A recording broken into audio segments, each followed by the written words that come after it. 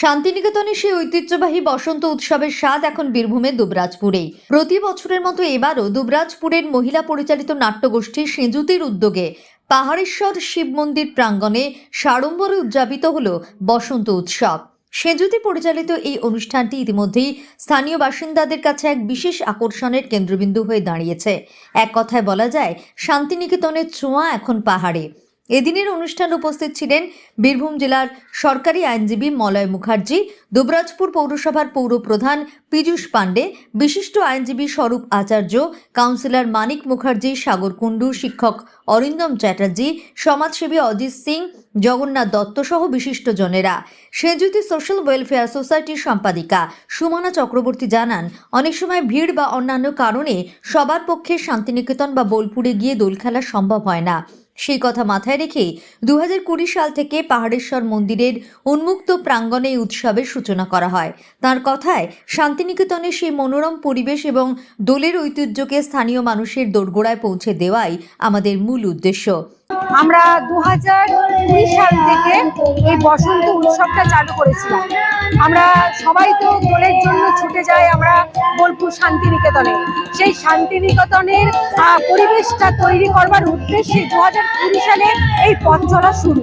এই ফাঁকা প্রান্তরে পাহাড়েশ্বর প্রাঙ্গণে খোলা আকাশের নিচে আমরা এই দোল উৎসবটি করে থাকি। এখানে নাচ, গান, আবৃত্তি, শ্রুতি নাটক ছাড়াও আমাদের বহিরাগত বোলপুর চতুরঙ্গ থেকে ঢালি নাচ এবং শাড়ি নাচ এবং থাকছে রোদ্দুর ফোক ফিউশনের একটি ব্যান্ডের গান। ভীষণ ভালো লাগছে, মনে হচ্ছে আমরা হয়তো সেই শান্তিনিকেতনে সে সোনাঝুরি মাঠেই হয়তো ঘুরে বেড়াচ্ছি। মানে এই ফাঁকা প্রান্তর রং খেলার মধ্যে, মানে রং খেলার অনুষ্ঠানের জন্য একদম পারফেক্ট জায়গা। এবারের অনুষ্ঠানে ছিল বিভিন্ন ধরনের সাংস্কৃতিক পরিবেশনা। স্থানীয় শিল্পীদের পাশাপাশি বহিরাগত শিল্পীদের গান এবং আবৃত্তি দর্শকদের মুগ্ধ করে। বিশেষ আকর্ষণ হিসেবে ছিল নানা ধরনের নাচ এবং শ্রুতি নাটক। পরিজন, বন্ধু বান্ধব এদের সঙ্গে প্রতিনিয়ত ঘাত প্রতিঘাতের মধ্যে দিয়ে, নানান যুদ্ধের মধ্যে দিয়ে মধ্যবিত্ত পরিবার যারা আছেন, আমরা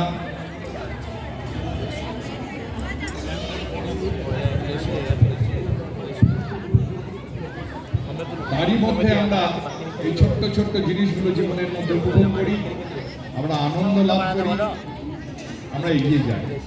সেদিকে সত্যিই ধন্যবাদ জানাই যে তারা যেমন নাট্য চর্চাও করেন, ঠিক তেমনি বসন্ত উৎসব, বসন্ত যে উৎসবের আকার ধারণ করে, এই মাস যে আগুন লাগিয়ে দেবার মাস, সেটা আমরা রবি ঠাকুরের গানের মধ্যে পাই, তার কবিতার মধ্যে পাই। আমরা একটু আগেই শুনলাম প্রথম যে গান